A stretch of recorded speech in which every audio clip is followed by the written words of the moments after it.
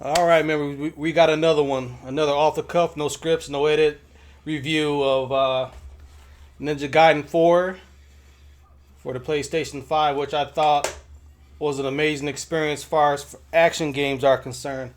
Um, Developed by Platinum Games and Team Ninja, but I'm gonna put it out front right now. This is more of a Platinum game to me, so I'm gonna rate it more like a Platinum game than a Team Ninja game. Um, I made an impressions video earlier a couple months back during the swarm of games I was playing and stuff. But finally got around to defeating and completing Ninja Gaiden 4. So yeah, I'm pretty much ready for a review. I'm not gonna waste your time with bullshit. I'm gonna give it a very high, amazing score of 9 out of 10. And the reason, first of all, it's not perfect. There's some input issues and some things I just didn't like that got on my nerves with the gameplay. But overall, I had such a blast. This game to me, by Platinum Games, Team Ninja, it's up there with Vanquish. It's up there with Metal Gear Solid Revengeance. Uh, all the greatest Platinum Bayonetta. It's up there with my favorite Platinum games as far as I'm concerned.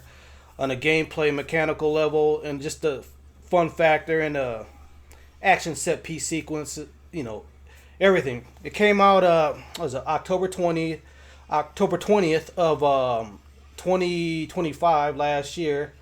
Um, and the story basically goes that you're trying to well, there's two parts to the story because the protagonist is named Yakuma, who's part of the Raven clan.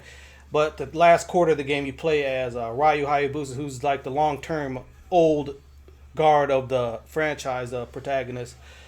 You play the last quarter of the game as him. So Yakuma is trying to cleanse and destroy the Dark Dragon. Only him and his clan can do that. He has to have a birthright bloodline, and with the help of a shrine maiden called Siori, they're going around cleansing fiends, demons, and bosses as they work their way up to, you know, basically, let's say resurrect the Dark Dragon so Yakumo could kill it. But you have to sacrifice Sayori, the Shrine Maiden, who Yakumo grown to like, and Ryu actually grown to like over the course of working together. But yeah, it's for the greater good because the Dark Dragon could basically destroy the whole planet, not just Sky City, Tokyo, that the game is based around, in the underworld and everything. So yeah, the Dark Dragon is the big baddie, and basically you're gonna try and put him out, put him to the end, kill him basically. And that's what only Yakumo do. Ryu cannot do that. Yakumo could do that with the dark dragon blade and stuff. So that's basically the story. The story is, the cutscenes did a good job with some exposition and stuff.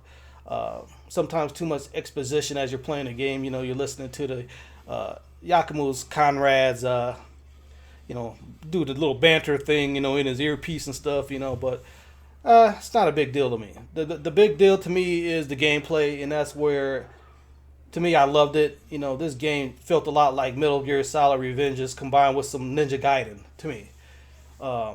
The parts of the gameplay I didn't like were the grappling hook sequences and during the obliteration skill techniques, ninjutsu, the flashy stuff that Yakumo and Ryu could pull off. You gotta push both of the L3 and R3 buttons down, and it just felt a little weird. Grappling hook felt a little weird. You got to push R1 to grapple on. There's a lot of real sequences in the game and stuff. That felt weird. I really didn't like that. But everything else, it felt amazing. It felt as good as Vanquish. It felt as good as Metal Gear Solid Revengeance. It felt as good as Bayonetta from a gameplay, action, set piece standpoint and everything. So the gameplay to me was, especially the last quarter of the game was fantastic. The bosses and everything were really great. Really fun, challenging. You can lock Yakumu's abilities, you upgrade Yakumo. Lots of battle techniques and stuff to learn. Izuna drops, swallowing, the little all that. So yeah, there's a lot of moves and stuff that you can unlock and make the game easier and just have fun. I mean, I had a blast playing it. That was it to me.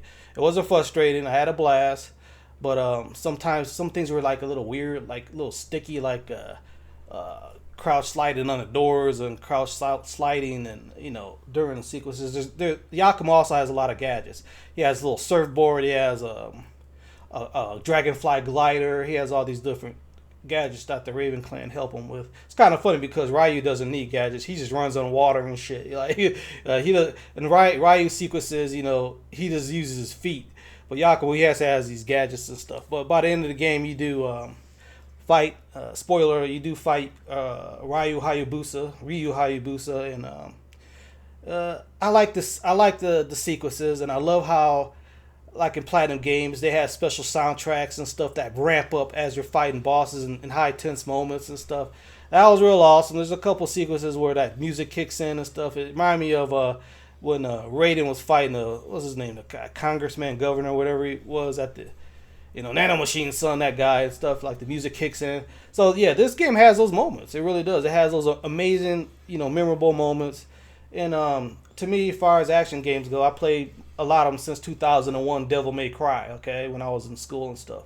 The gameplay to me is up there with that. It's visual, gruesome, challenging, fast. I love the gameplay. I love the gameplay. I love, at first I didn't like Yakumo.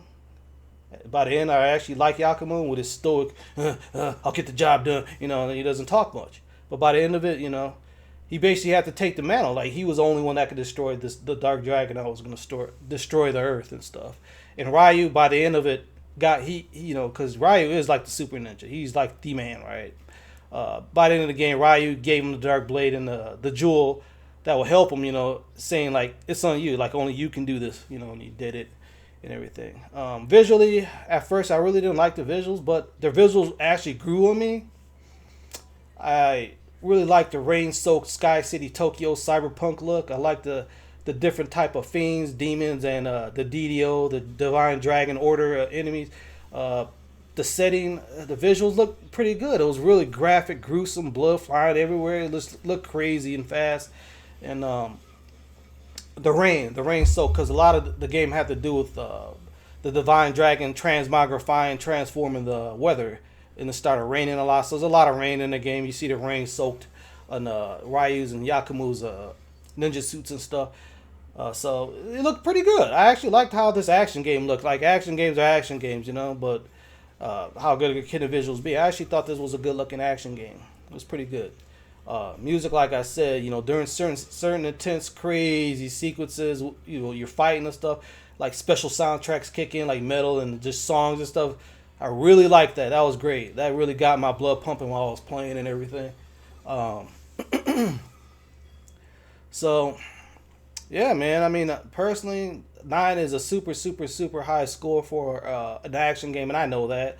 But that's just how I felt by the end of it. When I defeated the Dark Dragon with Yakumo, I was like, and then after you defeat the game, there's a credit sequence, some of the designers of the game, and you're playing during daylight Sky City, Tokyo, like the job's done, so Yakumo's just cleaning up. You're running through the rooftops of Sky City, Tokyo, as Yakumo has the credits, and there's music playing and stuff. Just felt perfect. It just felt great at that moment. So I was like, okay, I got to give this thing a 9, man. I was thinking about 8.5 most of the time, but I was like, I got to get this game a 9.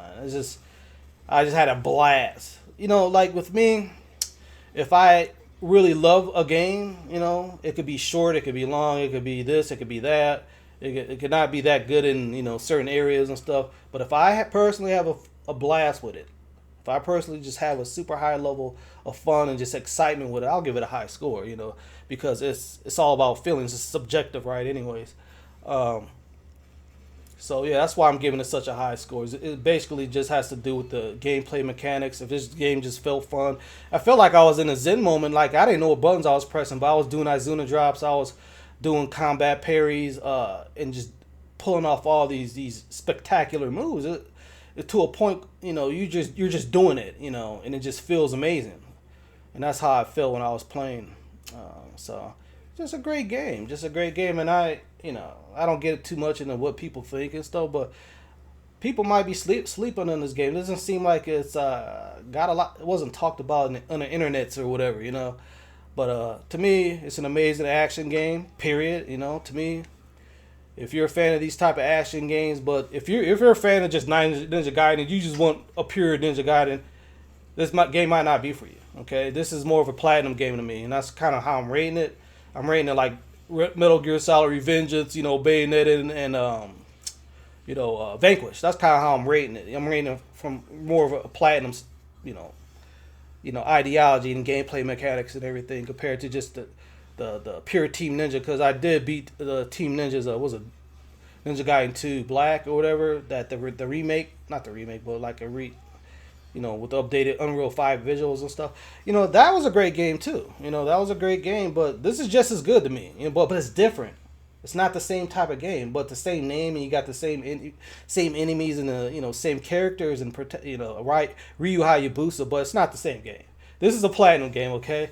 This with the action set pieces and the music and everything. This is a platinum game. This is not really a Team Ninja game in my opinion.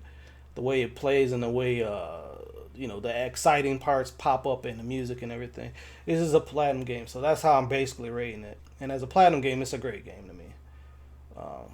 Team Ninja, don't get me wrong, they make amazing games too. I really, really love the. By the way, you can see the review of Ninja Gaiden Black or 2 Black or Sigma. I forgot what it's called, but I wrote a review last year for that game. I gave it a real high score too. So I love action. I love great action games. I don't like bad action games. This is a great action game, and I'm pretty sure it's still on Game Pass. But there is some little weird when I first started playing it, there were points where it felt weird to play and pulling off these moves like the dodges and parries and using the gadgets felt weird. Like the wind glider, I was running in the rocks and stuff. Like, where did I go? Then you figure out you got to follow the wind trails. You got to follow this. You got to pay attention to the environmental cues and stuff. But yeah, Darkness terminals are they got autosave, not autosave, but yeah, they got autosave. I'm sorry, you just can't save the game when you want, but they got places where you can train and buy items and stuff like the Muramasa shops in the old Ninja Gaidens. They got Darkness terminals for Yakuma where you could talk to Umi, you could train with the Crow Tyrant and stuff. So there's these little respites within the levels. There's multiple. There's might be one, there might be 4. It depends on the size of the chapter of these Darkness terminals and everything, where you could turn in side quests too. You could collect these little creatures throughout the levels and stuff and find. So there's collectibles. There's also after you beat the game, there's unlockables like Trials, Death Wish, Master Ninja, ability and everything. So also about the enemies, the bosses, the dark dragon was amazing, okay, but the other bosses, I don't know, they're okay too. Like Cetus, the giant shark, he was pretty cool. The bosses could have been more better, but it's like when you fought Ryu, when you fought the dark dragon, that was peak. That was like peak, platinum game stuff right there with the music and everything, with the action and you getting in that Zen mode of fighting and everything, pulling off obliteration, special attacks, Blood Raven attacks, even base attacks, Nimpo, everything. It just looks amazing. It was amazing to play. So, length, I just rushed through the main missions. I didn't do too much collecting. I did a couple side missions, which are kind of just, I got lucky and just completed them and stuff. But yeah, I mean the game it's a 10+ hour game. It's not super long, but it's not super short.